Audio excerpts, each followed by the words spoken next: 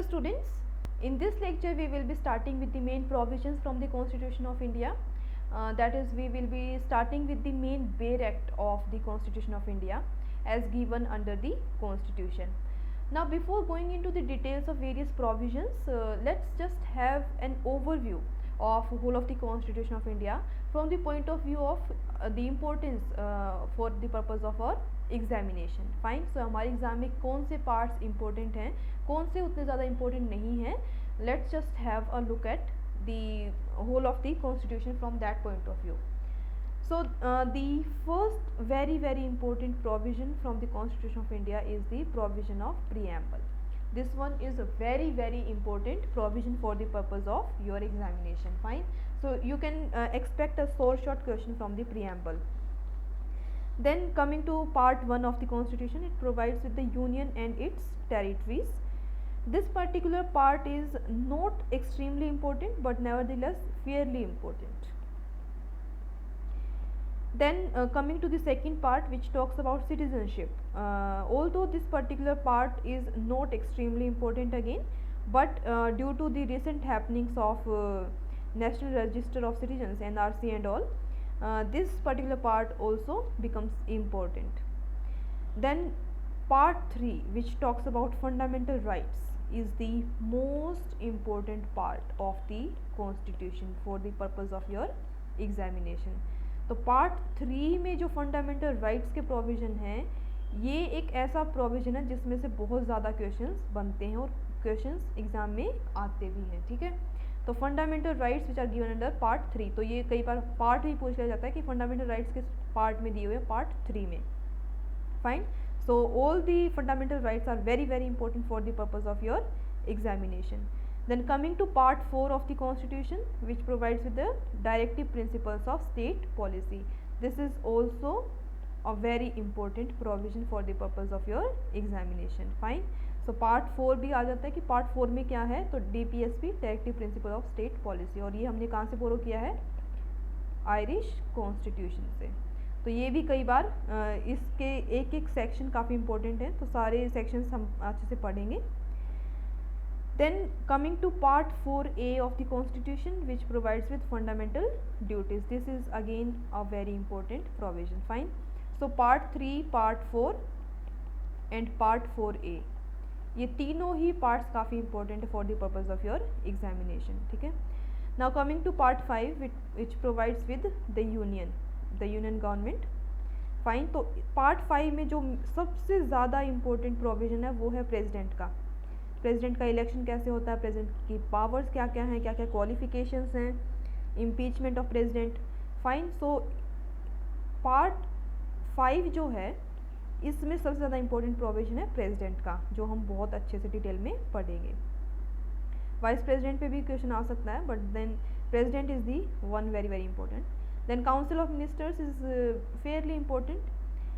Then one very important provision is Attorney General of India, because we are preparing for judicial services and Attorney General is part of the judicial system only. Fine. So Attorney General का provision which is given under article 76 of the Constitution is again very important. Fine. Then conduct of business is not that much important. Then coming to chapter 2 of part 5, that is Parliament. Not all the sections from the Parliament is that much important, although some of the provisions are quite important. So one very important one is the composition of Council of States, composition of House of the People. Then duration of the Parliament is not that much important. Then qualification for membership of Parliament is fairly important. Then the rights of ministers and Attorney General are again very important. इसमें कई बार confusion ये होता है कि attorney general के जो powers हैं, they are quite at par with the rights of ministers. ठीक है. तो लेकिन सिर्फ एक एक्सेप्शन है कि अटॉर्नी जनरल वोट नहीं डाल सकता है, लेकिन मिनिस्टर्स जो हैं वो वोट डाल सकते हैं. ठीक है. तो जब भी पार्लियामेंट में किसी एक मुद्दे के ऊपर बहस होती है या फिर कोई बिल पास होता है, तो हालांकि अटॉर्नी जनरल भी पार्लियामेंट हाउस में बैठ सकता है, किसी भी लोकसभा राज्यसभा में किसी भी हाउस में बैठ सकता है, बोल भी सकता है, अपने पॉइंट ऑफ व्यू भी रख सकता है, लेकिन वो वोट नहीं कर सकता है. लेकिन बाकी सारे मिनिस्टर्स या मेंबर्स जो हैं पार्लियामेंट के दे कैन वोट। तो यही एक्सेप्शन है, ये कई बार एग्जाम में आ भी जाता है। Then coming to officers of parliament, इसमें एक जो इम्पोर्टेंट है काफ़ी वो है chairman of the council of states. As to who is the chairman of the council of states? The vice president. Vice president जो होता है हमारे देश का, वही चेयरमैन होता है काउंसिल ऑफ स्टेट्स का। Then speaker is one very very important post for the purpose of our examination. Then the provisions relating to budget, that is money bill। budget और money bill जो है this is given under section 109 to 111 and the budget, देखो the word budget is not being used under the constitution of India anywhere, ठीक है। budget कहीं पे भी word use नहीं है, इसको हम बोलते हैं annual financial statement, जो दिया हुआ section 112, ठीक है। तो all these provisions relating to financial matters is very very important। then procedure is not that much important। then coming to legislative powers of the president, this is very very important provision, section 123, याद करना भी काफ़ी आसान है।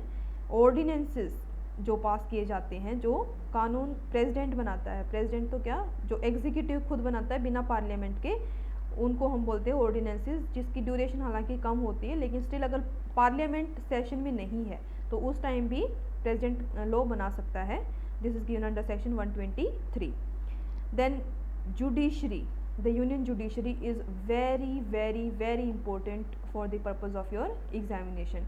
और judiciary में जितने भी आर्टिकल्स हैं कॉन्स्टिट्यूशन ऑफ इंडिया में, सब के सब आर्टिकल्स बहुत ज़्यादा इंपॉर्टेंट हैं। हालांकि डिटेल में नहीं आता है, लेकिन each and every section you have to memorise, ठीक है। Then the office of controller and auditor general of India, CAG, ये भी ठीक ठाक आ जाता है कभी कभार एग्जाम्स में। ध्यान रखना कि CAG is a constitutional body.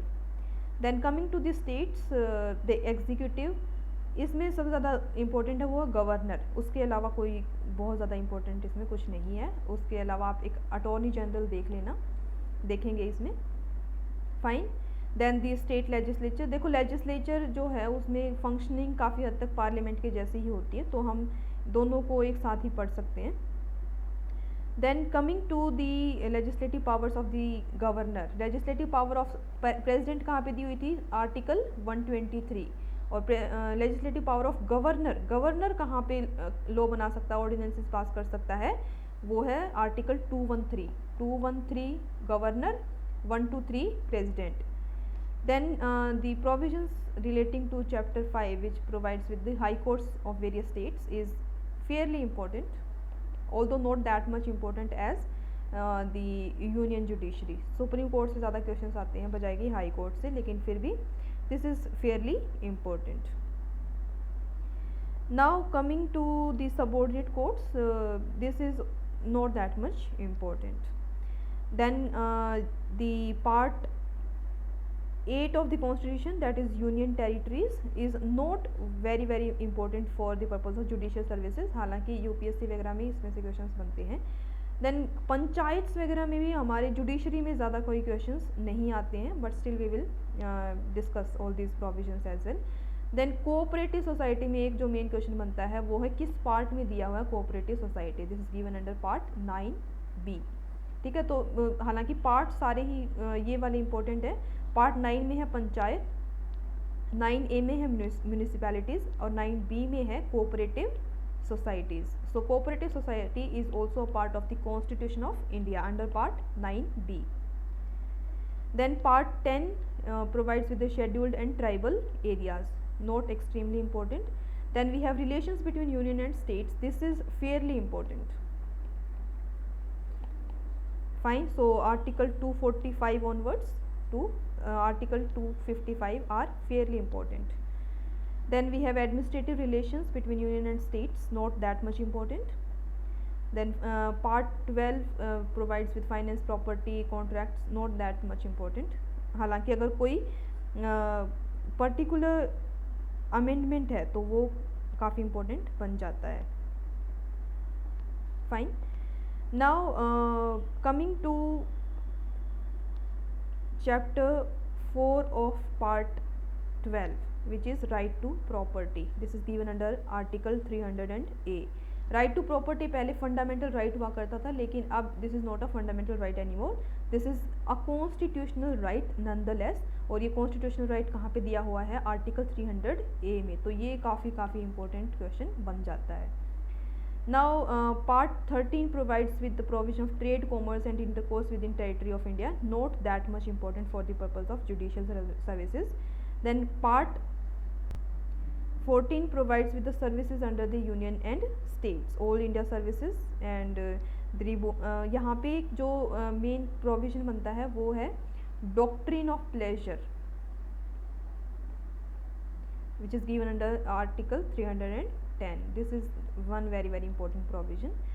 Then UPSC and all public service commissions is again a very important provision. क्या उनकी टर्म होती है, कैसे उनकी अपॉइंटमेंट होती है। देन ट्राइब्यूनल्स के प्रोविज़न जो हैं उसमें आर्टिकल ही मेनली पूछा जा सकता है, but nevertheless this provisions are quite important. Okay, then coming to elections is another very important provision for the purpose of our examination. Fine, तो इलेक्शन कमीशन और इलेक्शंस कैसे होते हैं, ये सब प्रोविजंस काफ़ी इम्पोर्टेंट होते हैं। Then special provisions relating to certain classes as to reservation of seats for scheduled caste, scheduled tribes उतने ज़्यादा important नहीं हैं, but still we will cover it as well. Then coming to official language, कौन सी official languages हैं India में, this is fairly important. Then इसमें mainly article ही पूछे जाते हैं, बाकी कुछ ज़्यादा इसमें पूछा नहीं जाता।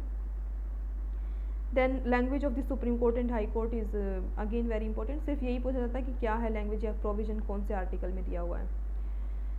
Then emergency provisions is again very important provision, this is as important as fundamental rights और द प्रोविजंस ऑफ प्रेजिडेंट और the provisions of amendment of the constitution. ठीक है, तो एमरजेंसी प्रोविजन के सारे आर्टिकल्स काफ़ी इम्पोर्टेंट हैं। Then this is part 19, it provides with miscellaneous provisions, not that much important.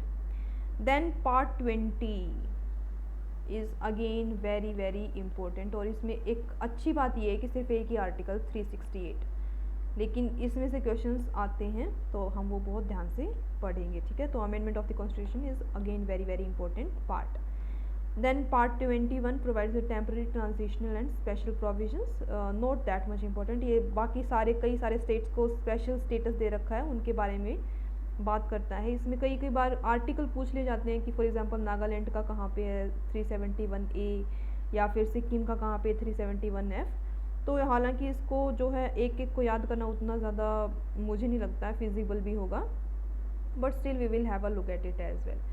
Then Part 22, the last part, is short title commencement authoritative text in Hindi and certain provisions which has been repealed. Fine, so this is also again not that much important. तो सबसे ज़्यादा जो बहुत ज़्यादा important है judicial services के लिए वो है एक तो amendment, then emergency provisions, then elections, then we have the union judiciary, relation between union and states are fairly important, cooperative society में सिर्फ आर्टिकल ही इम्पोर्टेंट है। ठीक है, judiciary and apart from that we have the attorney general of state, the president, governors, controller and auditor general and the president, fundamental duties, fundamental rights and DPSP, and then last but not the least the preamble। ठीक है, तो main हम एक बार लिख लेते हैं जो बहुत हद तक जिनमें से क्वेश्चन आने ही आने हैं। पहला preamble, दूसरा fundamental rights, fundamental duties and DPSP। ठीक है, इनको साथ में ही रख लेते हैं। then president, then we have the union judiciary, that is the Supreme Court, then we have the provisions relating to Attorney General of India, then the provisions relating to relation between center and state, legislative relations इसमें काफ़ी important है, article 245 onwards. Then we have next very important provision relating to elections, then we have emergency, and then we have the provisions relating to amendment of the constitution, and then we have various schedules. कौन से schedule में क्या है, schedule 1 to schedule 12. Fine. So these are the most important part of the Constitution of India for the purpose of our judicial services examination. Fine. So these were the main provisions from the Constitution of India for the purpose of our examination. Although I will be more emphasizing upon the most important provisions, because the Constitution of India is quite a bulky document, so it is not humanly possible to really cover each and every article from the Constitution of India, and this is not even required as well, क्योंकि अगर हम हर चीज़ को cover करेंगे तो कहीं ना कहीं जो बहुत ज़्यादा important है वो मिस आउट होने के चांसेस रहते हैं. Although I will try to cover each and every provision, but I will emphasize and I will spend more time with the most important provisions ताकि आपको एग्ज़ाम में काफ़ी हेल्प मिल सके. Now coming to the main part of the Constitution of India, the first and foremost important provision from the Constitution of India is the preamble itself.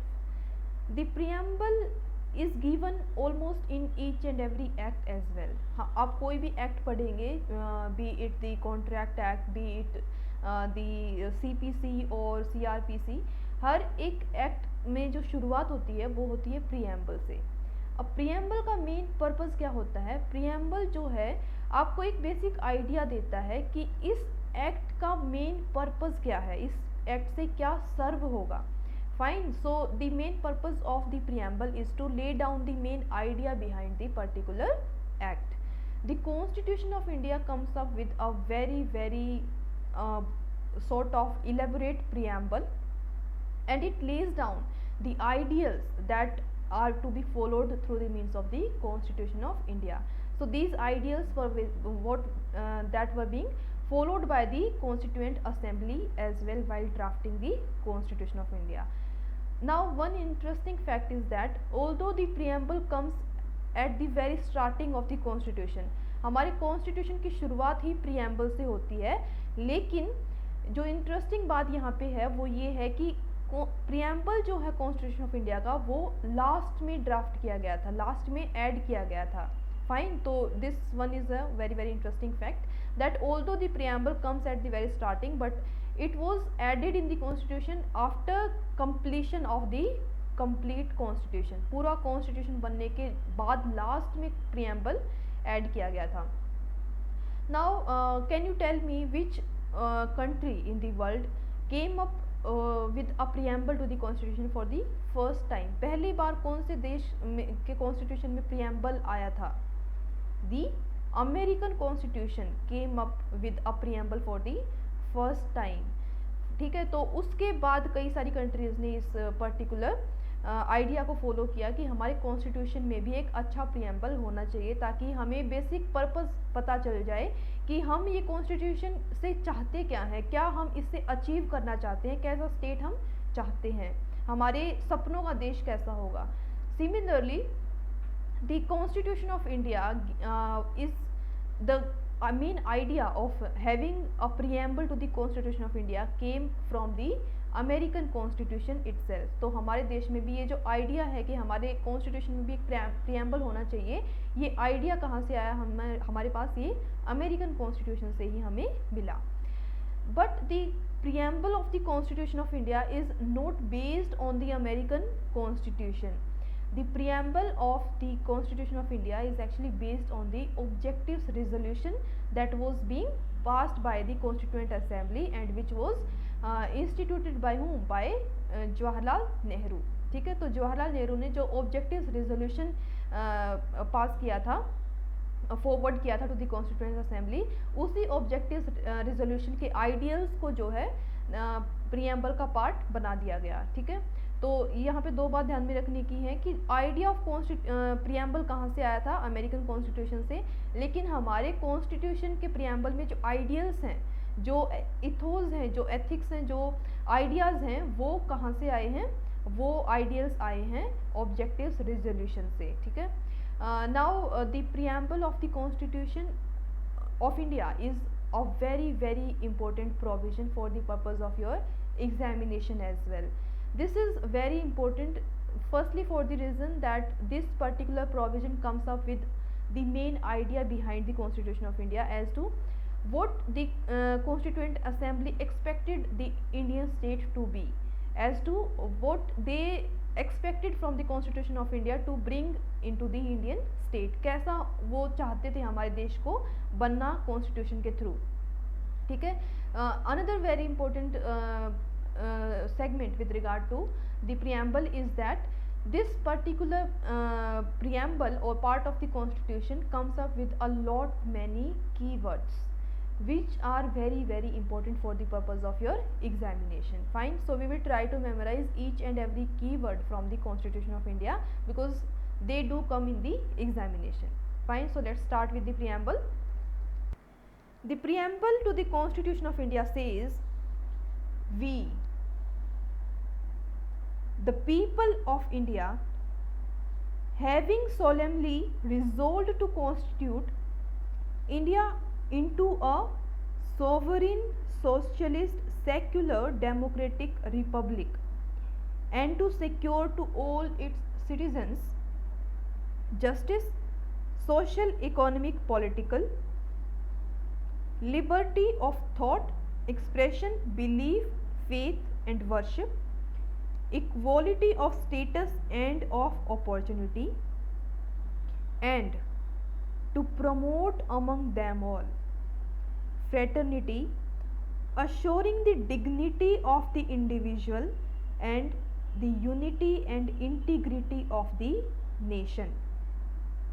In our Constituent Assembly, this 26th day of November 1949, do hereby adopt, enact and give to ourselves this Constitution. So this is the preamble of the Constitution.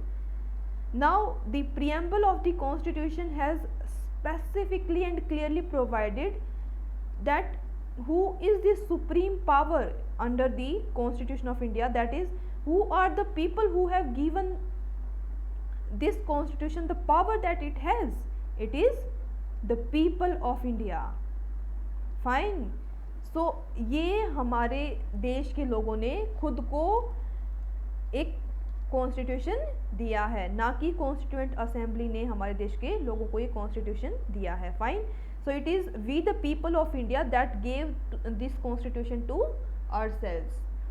Fine, तो ये ध्यान रखना, पहली बात तो ये कि किसको पावर, किसने ऑथोराइज किया है constitution of India to have all the powers, it is we the people of India. Then what sort of the state that we want to make India, हम कैसा देश चाहते हैं, these are the nature of the state that we wish to have through the means of this Constitution of India. We want to have a sovereign, socialist, secular, democratic and republic India. Sovereign, socialist, secular, democratic and republic. So these are the main nature of the Indian state that we want to have through the means of constitution. All these 5 keywords are very important for the purpose of your examination. और इसमें एक कमाल की बात यह है कि आपको सीरियल वाइज ही याद करना पड़ेगा। कई बार जम्बल्ड करके दे देते हैं, डेमोक्रेटिक की जगह रिपब्लिक लिख देंगे, रिपब्लिक की जगह डेमोक्रेटिक, या सेक्युलर की जगह सोशलिस्ट लिख देंगे और पूछेंगे कि कौन से करेक्ट सीक्वेंस क्या है। तो सीक्वेंस में भी इसको याद करना बहुत ज़रूरी है, बट इसके अलावा कुछ और एक आधा और वर्ड जो है वो इसमें मान लो जस्टिस यहीं पे दे देंगे कि हम कैसा इंडिया कॉन्स्टिट्यूट करना चाहते हैं, तो जस्टिस, क्योंकि this is not a part of the these 5 keywords, right? So these are the sovereign, socialist, secular, democratic and republic. Now there is a way to memorize these three. There is a keyword S3DR. S3DR को हम कैसे याद करेंगे? इसको याद करने का एक तरीका ये है कि जब हमारे देश के लोगों ने कॉन्स्टिट्यूशन बनाया तो उन्होंने कहा कि अब हम आज़ाद हैं और अब हमारा जो डर है वो ख़त्म हो गया है. Fine. So now who is going to rule? This is we the people of India that are going to rule on ourselves. Fine. So they say Satyam Shivam Sundaram. हमारे देश में कोई भी शुभ काम शुरू करने से पहले भगवान का नाम लिया जाता है, तो हम यहाँ पे बोलते हैं सत्यम शिवम सुंदरम, हमारा डर खत्म. अब हमारे पास कॉन्स्टिट्यूशन ऑफ इंडिया आ गया है, हमारा डर खत्म हो गया है, भगवान हमारे साथ है. सत्यम शिवम सुंदरम. 3S DR डर, DR डर खत्म. S3DR सत्यम शिवम सुंदरम, DR डर खत्म. तो आपको अब कन्फ्यूजन नहीं होगा कि सोवरेन, सोशलिस्ट, सेक्युलर, ठीक है, ये तो आपको इतना इनमें आता भी नहीं है. मेन जो जम्बल्ड करते हैं वो करते हैं डेमोक्रेटिक और रिपब्लिक में. तो डर से आप याद करना कि डर हमारा खत्म हो गया है, डी पहले आएगा, डेमोक्रेटिक देन रिपब्लिक. ठीक है. So this is the way to memorise these 5 keywords. Now this is the nature of the state that we want to have this particular country. ठीक है. Sovereign, socialist, secular, democratic and republic. Then we the people of India also have solemnly resolved to secure to all its citizens. इसके हर एक citizen को हम क्या security देना चाहते हैं? जस्टिस की security. Justice that is to be social, economic and political. We want to give justice, liberty, equality and fraternity. So these are the main objectives that our Constitution of India has. Justice, liberty, equality and fraternity. Justice, liberty, equality and fraternity. JLEF. So these are the 4 keywords. These are the main 4 objectives of the Constitution. अब इसको याद करने का क्या तरीका है? Justice happens when love equals to friendship. एक Bollywood movie में भी बोला जाता है ना कि प्यार दोस्ती है. ठीक है. So love equals to friendship. So justice happens when love means liberty. L for love, L for liberty. Equals, this is equal to का sign, equals equality. F for friendship, F for fraternity. Fine. So justice is when love equals fraternity, friendship. प्यार दोस्ती है. So this is just. Justice, liberty, equality and fraternity. These are the main 4 objectives. अब justice कितनी तरह का होना चाहिए? Justice भी सिर्फ justice होने से काम नहीं चलेगा. Justice complete justice होना चाहिए जिसमें social justice, economic justice and political justice चारों आ जाएं. ठीक है. तो justice has to be social, economic as well as political. Now liberty. Liberty has to be liberty of thought, of expression, of belief, of faith and of worship. तो इन 5 चीज़ों की लिबर्टी होनी चाहिए. वो 5 चीज़ें क्या हैं? Thought, expression, belief, faith and worship. Fine. Equality. Equality has to be of status as well as of opportunity. 2 चीज़ों की equality, status as well as opportunity. Fine.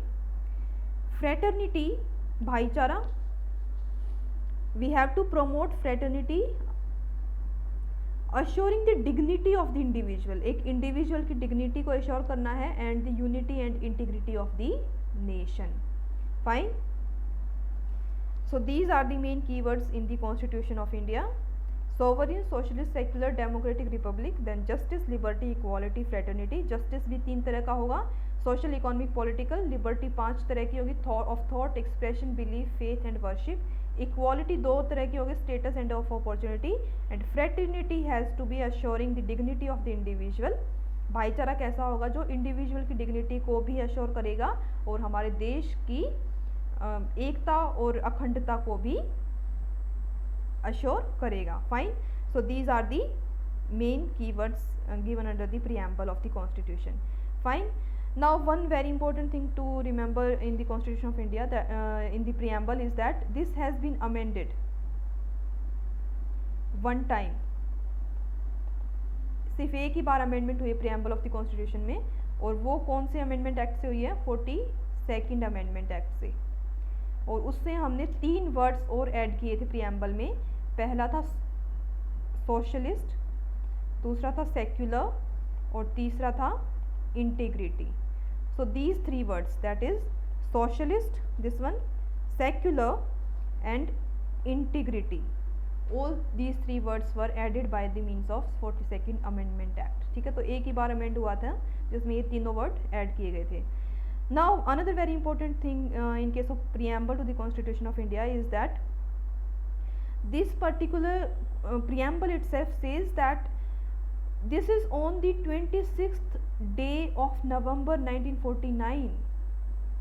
This is the 26th November 1949 when we gave to ourselves this particular constitution and we adopted and enacted this constitution. ठीक है, तो adoption और enactment की date जो है constitution of India की वो 26 नवंबर 1949 मानी जाएगी. ठीक है, तो 26 नवंबर 1949 को अडॉप्ट और इनेक्ट कर दिया गया था कॉन्स्टिट्यूशन ऑफ इंडिया को.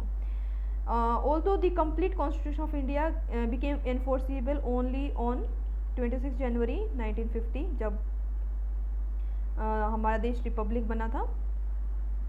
But some of the parts of the Constitution of India came into force on the 26 November 1949 itself.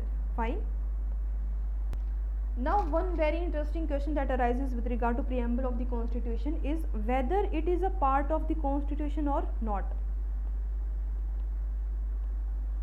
क्या preamble हमारे Constitution का part है या नहीं है? Although in case of Berubari Union,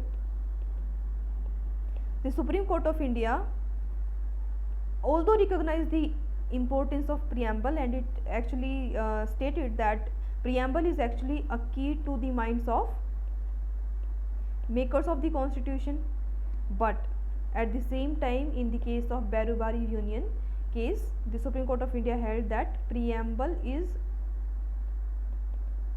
not a part of the constitution. तो रे बारी के केस में सुप्रीम कोर्ट ऑफ इंडिया ने कहा कि प्रीएम्बल जो है कॉन्स्टिट्यूशन का पार्ट नहीं है. Although later on in the case of Kesavananda Bharti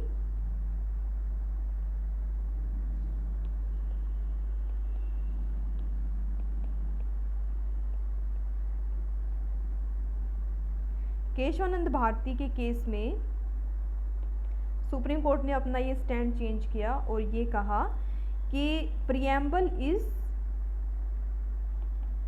Indeed a part of the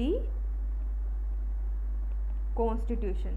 ठीक है, तो बारूबारी के केस में बोला सुप्रीम कोर्ट ने कि प्रीएम्बल कॉन्स्टिट्यूशन का पार्ट नहीं है, लेकिन केशवानंद भारती जिसको ये जो एक लैंडमार्क जजमेंट है जिसको हम बेसिक स्ट्रक्चर जजमेंट भी बोलते हैं, जिसमें बेसिक स्ट्रक्चर के बारे में बात की गई थी, उस केस में सुप्रीम कोर्ट ने स्पेसिफिकली कहा कि preamble is indeed a very much part of the constitution.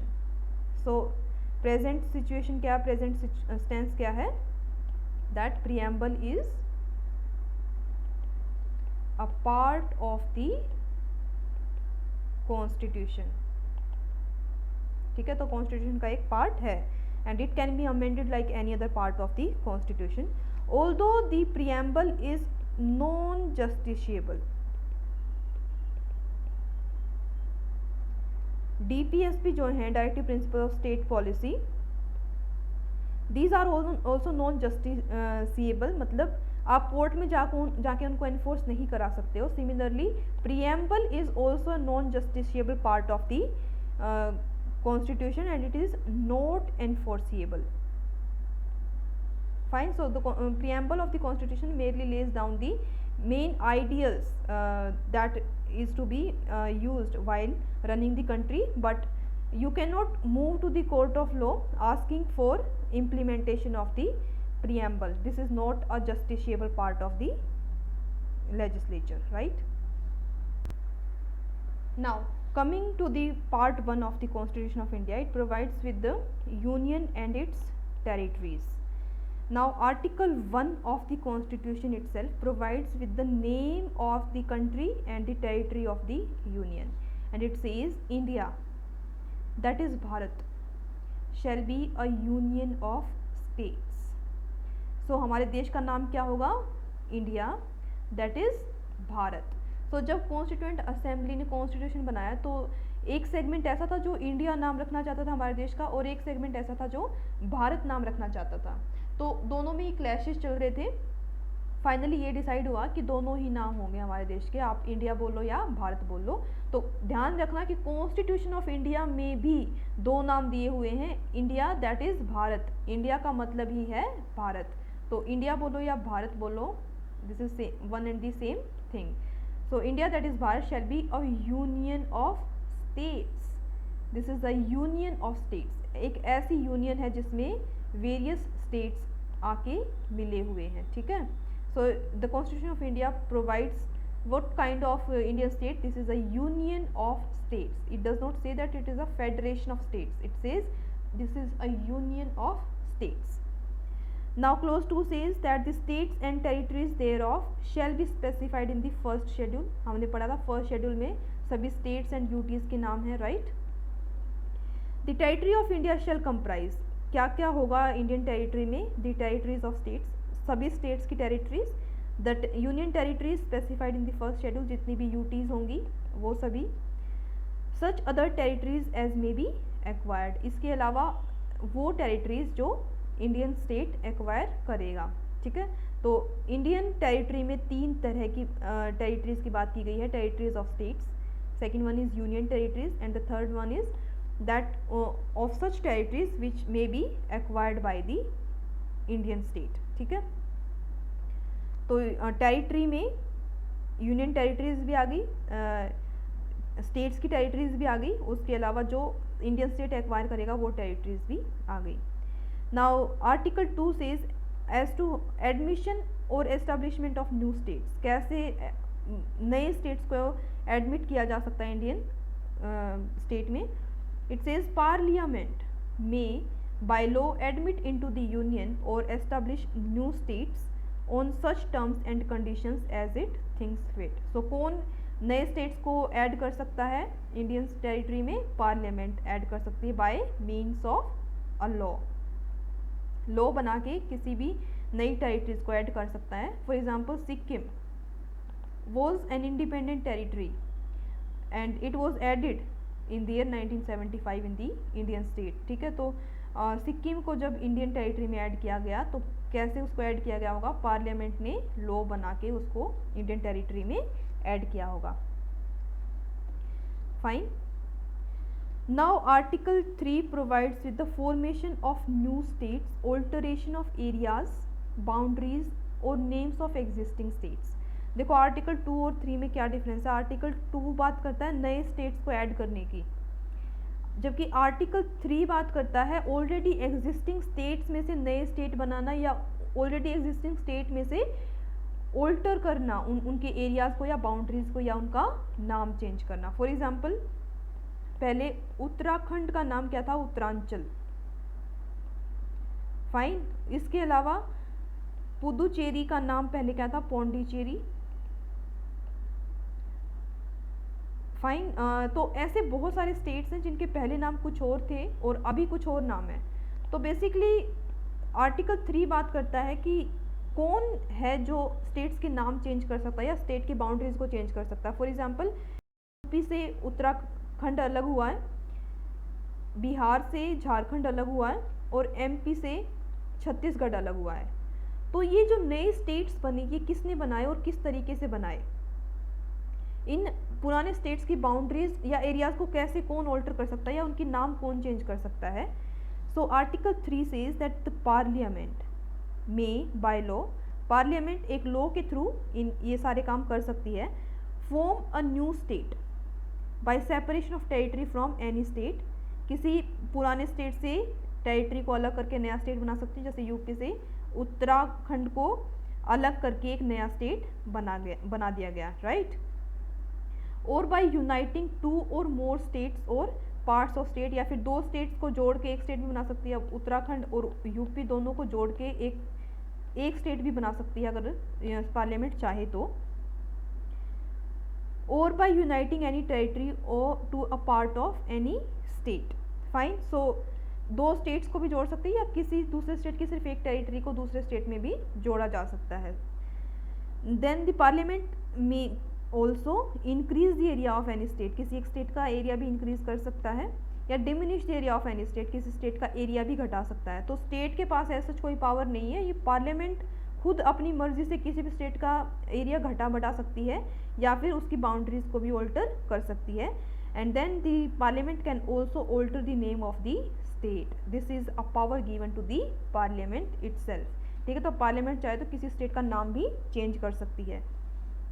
लेकिन ये जो पावर्स हैं पार्लियामेंट की किसी भी स्टेट के एरिया को घटाने बढ़ाने की या किसी स्टेट का नाम चेंज करने की, they are subject to 2 restrictions which are given under the proviso, and the proviso says provided that no bill for the purpose shall be introduced in either house of the parliament except on the recommendation of the president। तो 2 restriction में पहली restriction क्या होगी कि prior recommendation of president यहाँ पे mandatory होगी। पहले प्रेसिडेंट जब रेकमेंड करेगा उसके बाद ही किसी स्टेट के एरिया को घटाने बढ़ाने के लिए या उसका नाम चेंज करने के लिए बिल फॉरवर्ड किया जा सकता है किसी भी हाउस ऑफ पार्लियामेंट में, fine. And unless where the proposal contained in the bill affects the area boundaries और name of any of the states, the bill has been referred by the president to the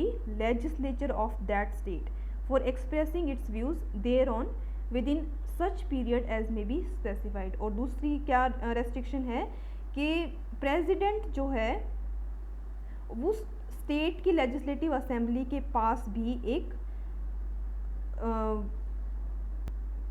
reference भेजेगा कि जी आपके state की boundaries को change किया जा रहा है या फिर आपके स्टेट का नाम चेंज किया जा रहा है पार्लियामेंट के द्वारा, तो आपका क्या कहना है, ठीक है। With in a specified time legislative assembly को कुछ ना कुछ बताना पड़ेगा, और अगर नहीं भी बताया तो कोई बड़ी बात नहीं है, क्योंकि लेजिस्लेटिव असेंबली की जो भी इसमें व्यू होगा that is not at all mandate, that does not restrict the power of the parliament. चाहे अगर मान लो कल को उत्तर प्रदेश का नाम चेंज करके कुछ और रखना चाहेगा, मान लो उत्तर प्रदेश का नाम रख के चेंज करके अमेरिका रखना चाहे पार्लियामेंट, और अब उत्तर प्रदेश की लेजिस्लेटिव असेंबली के पास जब ये प्रपोजल गया प्रेसिडेंट के द्वारा, तो यूपी ने कहा कि हम तो नहीं अपना नाम अमेरिका चेंज करना चाहते। तो अब ये जो व्यू पॉइंट है उत्तर प्रदेश की लेजिस्लेटिव असेंबली का, that is not at all binding on the parliament of India, ठीक है। तो सिर्फ उनसे पूछा जाएगा कि जी आपके साथ ये हो रहा है, आपका नाम चेंज किया जा रहा है, तो क्या कहना है। अब आप जो भी कहो, आपको अच्छा लगे या बुरा लगे, but still the parliament will have the power, ठीक है। Although this is another very very important condition that has to be fulfilled, कि पहले लेजिस्लेटिव असेंबली को भेजना ज़रूरी होगा वो proposal, fine. So these are the 2 restrictions कि पहले प्रायर रिकमेंडेशन होगी प्रेसिडेंट की, दूसरा है लेजिस्लेटिव असेंबली के पास भेजा जाएगा to seek its views. Now, explanation 1 says, in this article in clauses A to E, state includes union territory. So A to E में union territory भी included होंगे। For example, अगर दिल्ली का अगर एरिया चेंज करना है या दिल्ली का नाम चेंज करना है, उसमें जो है पार्लियामेंट के पास पावर है। But in the proviso state does not include union territory. लेकिन जो प्रोवाइजो है इसमें state does not include union territory. इसका मतलब क्या हुआ कि दिल्ली का मान लो अगर नाम चेंज करना है तो यहाँ पे दिल्ली की लेजिस्लेटिव असेंबली के पास बिल भेजना मैंडेटरी नहीं होगा, वो रेफरेंस लेनी उससे मैंडेटरी नहीं होगी, और ना ही इस केस में प्रेसिडेंट की प्रायर रिकमेंडेशन ज़रूरी होगी। ठीक है, तो यूनियन टेरिटरीज़ का नाम चेंज करना या यूनियन टेरिटरीज़ की बाउंड्रीज़ को चेंज करना या यूनियन टेरिटरीज़ के एरियाज़ को कम या ज़्यादा करना उस केस में यूनियन टेरिटरी से ना तो पूछा जाना ज़रूरी है और ना ही प्रेसिडेंट की प्रायर रिकमेंडेशन वहाँ पे ज़रूरी है।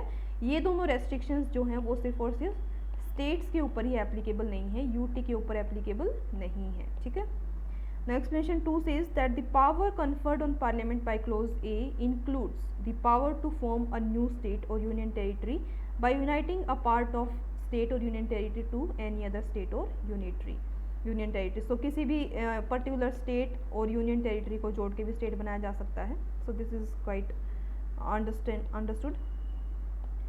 now article 4 says that the laws made under article 2 and 3 to provide for amendment in the first and fourth schedule and supplemental and incidental consequential matter।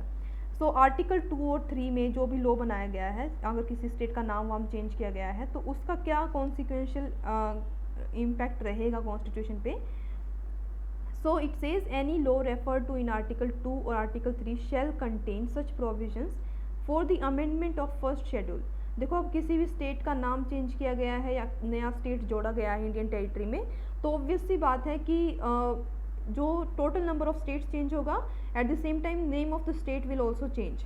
तो उस केस में फर्स्ट एंड फोर्थ शेड्यूल में amendments होंगे ही होंगे, right. First schedule में उस state का नाम आएगा, फोर्थ शेड्यूल में उस स्टेट की राज्यसभा में कितनी सीटें होंगी वो भी बताना पड़ेगा। तो फर्स्ट एंड फोर्थ शेड्यूल में अमेंडमेंट्स होंगे as may be necessary to give effect to the provisions of law and may also contain such supplemental, incidental and consequential provisions as parliament may deem necessary। और इसके अलावा अगर किसी और part में भी चेंजेस करने होंगे तो parliament can amend that part of the constitution as well। but what is more important here is the clause 2 which says that no such law as aforesaid, which law, that is the law which changes the name of the state or alters the territories, shall be deemed to be an amendment of this constitution for the purposes of article 368। जो भी amendments किए जाएंगे, जो भी changes किए जाएंगे under article 2 और article 3 of the constitution, उसका जो मेन इम्पैक्ट होगा उसको हम as an amendment to the constitution consider नहीं करेंगे। That will not be an amendment to the constitution for the purposes of article 368। तो किसी भी स्टेट का फॉर एग्जांपल नाम चेंज कर दिया गया है तो उसको हम as an amendment to the constitution consider नहीं करेंगे। That is to be treated as a normal legislature.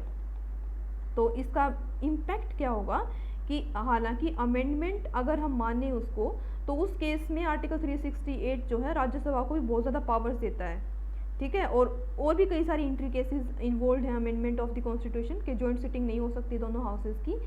तो अगर किसी स्टेट का नाम चेंज करने से, देखो अमेंडमेंट्स तो यहाँ पे भी हुई है कॉन्स्टिट्यूशन में, फर्स्ट शेड्यूल अमेंड होगा, फोर्थ शेड्यूल अमेंड होगा, लेकिन क्लोज 2 जो है आर्टिकल 4 का, उसने स्पेसिफिकली एग्जेम्प्ट कर दिया है कि ऐसा कोई लेजिस्लेशन बनता है जिससे किसी स्टेट का एरिया चेंज होता है या नाम चेंज होता है, that shall not be deemed to be an amendment to the constitution.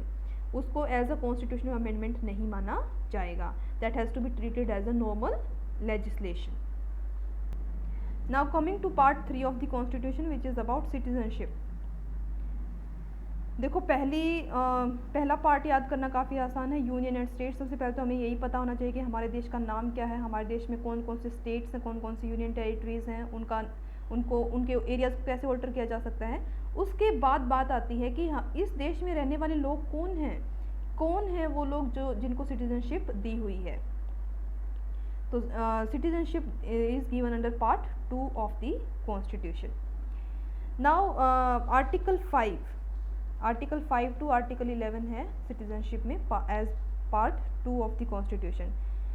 पहली बात तो यहाँ पे ध्यान रखने की ये है कि जो कॉन्स्टिट्यूशन में सिटीजनशिप का प्रोविजन दिया हुआ है, it only talks about citizenship at the time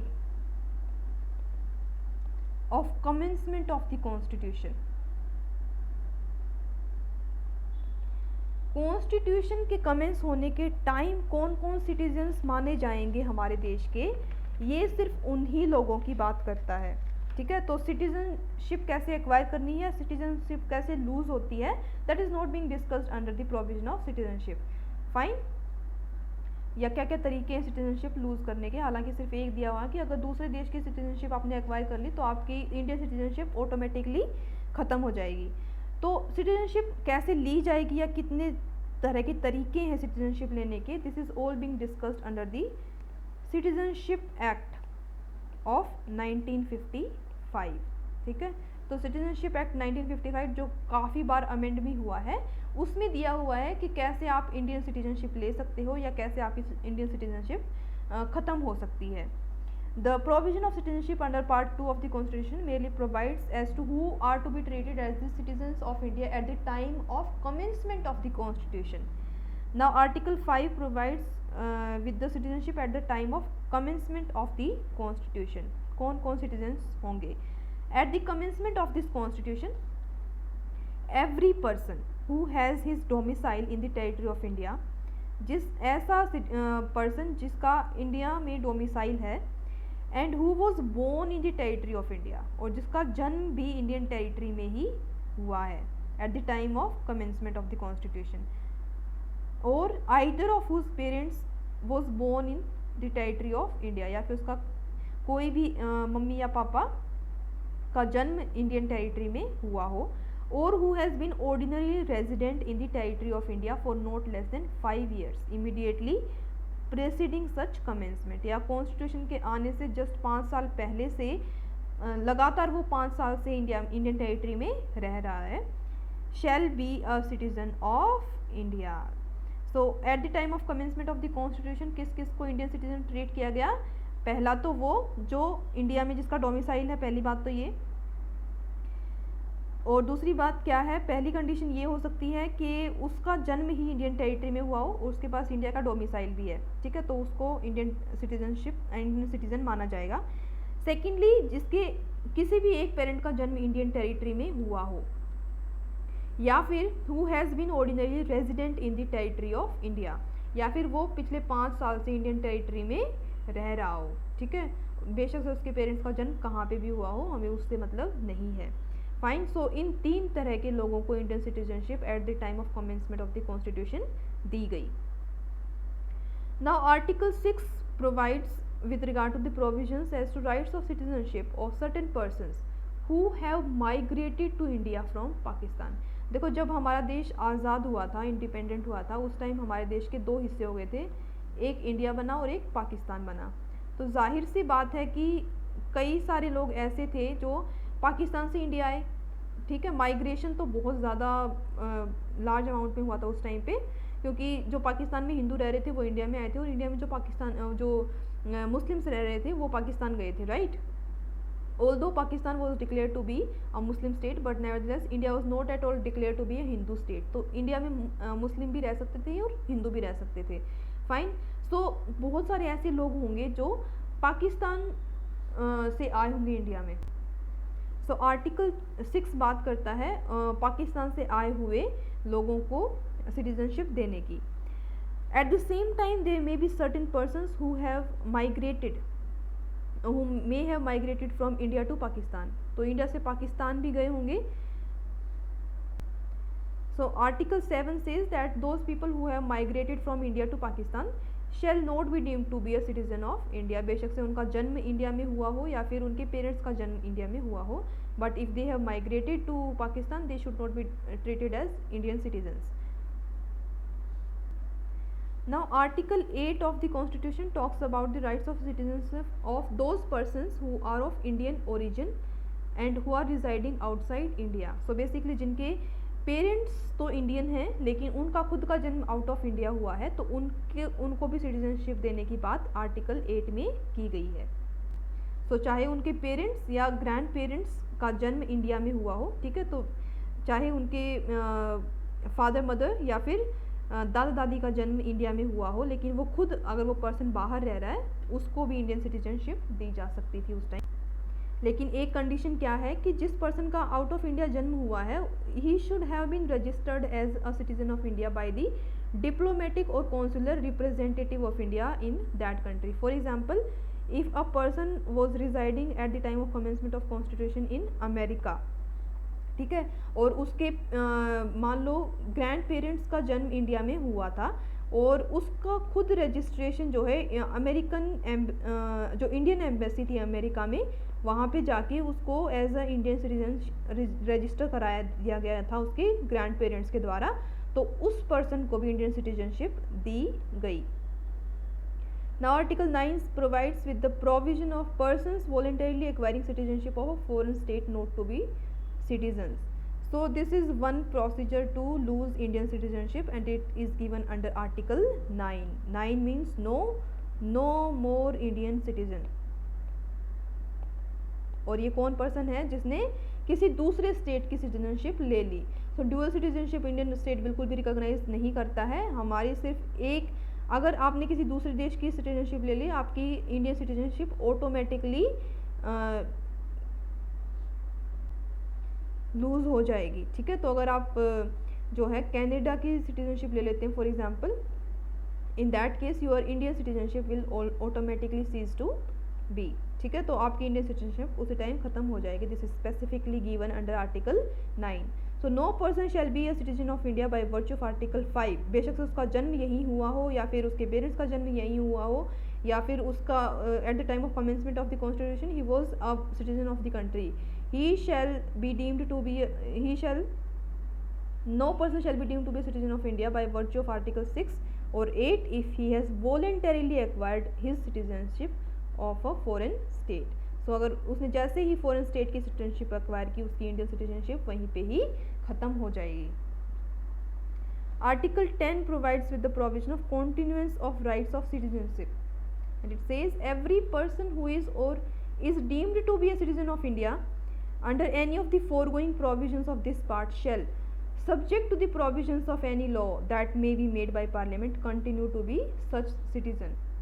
So article 10 basically क्या बात कहता है कि at the time of commencement जो भी सिटीजन था इंडिया का, वो कंटिन्यू रहेगा as a citizen of India but subject to the law made by the parliament. अगर पार्लियामेंट कोई लॉ बना देती है जिससे उसकी इंडियन सिटीजनशिप सीज हो सकती है, then the law of the made by parliament will be applicable और उसकी सिटीजनशिप खत्म हो सकती है। But nevertheless if the parliament has not made any such law, in that case he will continue to be a citizen of the country. Now article 11 says parliament to regulate the right of citizenship by law. कौन regulate करेगा citizenship? Parliament. सो ये power सिर्फ और सिर्फ parliament को ही दी गई है कि पार्लियामेंट ही सिटीजनशिप को रेगुलेट कर सकती है, कोई पर्टिकुलर स्टेट सिटीजनशिप को रेगुलेट नहीं कर सकता है। सो it says nothing in the foregoing provisions of this part shall derogate the power of parliament to make any such provision with respect to the acquisition or termination of citizenship and all other matters relating to citizenship. So बेशक से कुछ भी दिया हो article 5 to article 10, but nevertheless the parliament is given a power to regulate the provision of citizenship। और उसके बाद ही parliament ने इनेक्ट किया सिटीजनशिप एक्ट 1955 जिसमें सिटीजनशिप को रेगुलेट किया गया properly. Fine. So these were the main provisions from preamble of the constitution, part 1 of the constitution and part 2 of the constitution. Fine. Now let's discuss some of the questions from these provisions. The first question is, consider the following objectives stated in the preamble of the constitution: equality of status and of opportunity, fraternity assuring the dignity of the individual, justice social, economic and political, liberty of thought, expression and belief. So what is the correct order in which these find places in the preamble? Sequence क्या है इन सब की? पहले क्या equality आती है, fraternity आती है, जस्टिस आता है या लिबर्टी आती है? कौन सा टर्म पहले आती है, कौन सी टर्म बाद में आती है?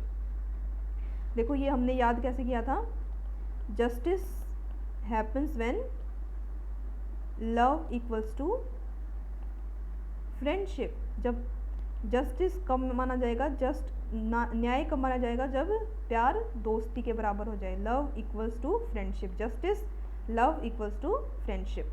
सो जस्टिस सबसे पहले आएगा, उसके बाद love for liberty, then equal, equality, then fraternity. Fine. So JLEF. So the sequence is this equality, no, justice comes first, so third one comes first, then liberty, fourth one, then equality, first one, then fraternity, second one. 3 4 1 2 is the right sequence. 3 4 1 2, option D. The next question is preamble was amended by which amendment? किस amendment से preamble को amend किया गया था? 42nd amendment, 44th amendment, 39th amendment और none of the above. So preamble of the constitution has been amended only once till now. सिर्फ एक ही बार amendment हुई है, और वो कौन सी amendment थी? That was 42nd amendment. 42nd amendment से क्या क्या वर्ड्स ऐड हुए थे? Socialist, secular and integrity. The next question is preamble is part of the basic structure, in which case it was held? किस केस में कहा गया कि preamble is a part of the basic structure? Kesavananda Bharati case, Golaknath case, re Berubari case और none of the above. So in the case of Keshwanand Bharti,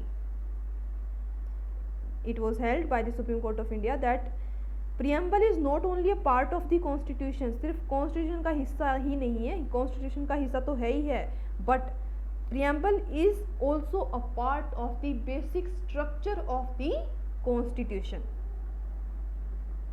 The next question is preamble is the part of the constitution. Option A yes, option B no, option C maybe, option D maybe not. Whether preamble is a part of the constitution or not? Yes, preamble is a part of the constitution. And it was held in which case?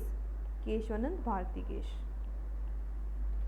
The next question is the preamble of our constitution proclaims ourselves as a sovereign republic. In whom does the sovereignty vests? किसके पास sovereignty है? People of India, the Constitution of India, the Parliament और the Supreme Court of India. So sovereignty सबसे powerful कौन है India में as per the preamble of the Constitution? It is the we the people of India on whom the sovereignty vests. क्योंकि constitution हमने खुद को दिया है। We the people of India gave to ourselves this constitution of India. Now the words socialist and secular were added in the preamble by the constitution by 41st amendment, 43rd, 42nd और 44th. This is added in 42nd amendment.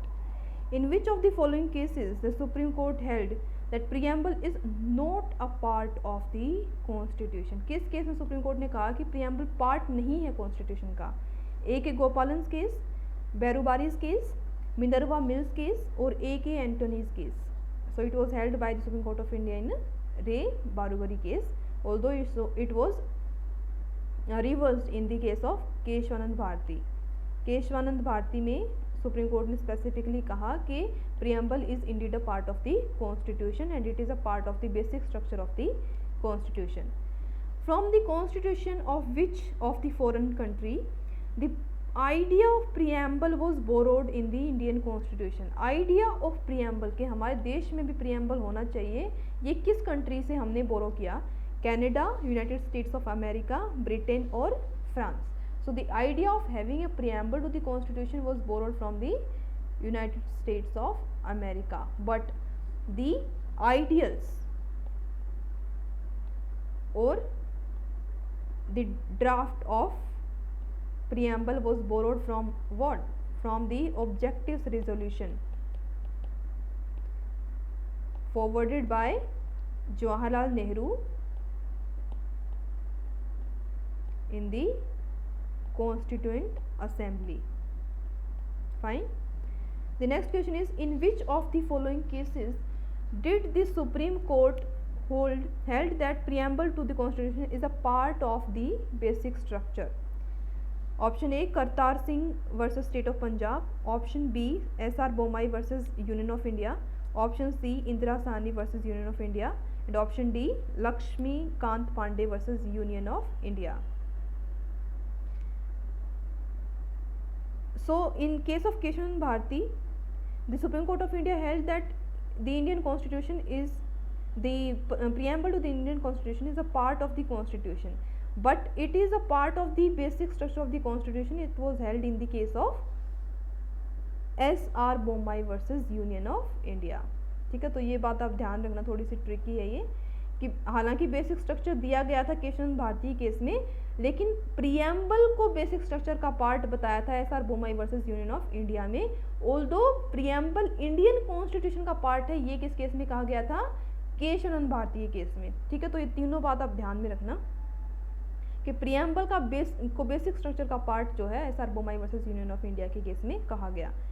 The next question is, one of the following articles describes the preamble of India as a union and not as a federation, though the words are India, that is Bharat shall be a union of states. किस article में ये कहा गया है कि India that is Bharat shell be a union of states? Article 1, article 2, article 3 और article 4.